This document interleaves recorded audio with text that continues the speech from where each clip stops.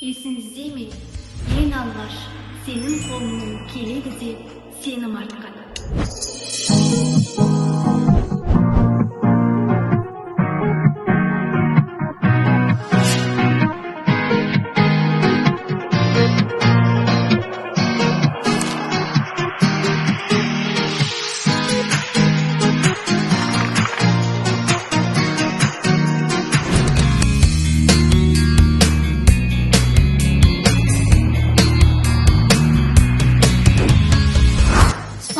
Білім берумен ғана шектелмейді.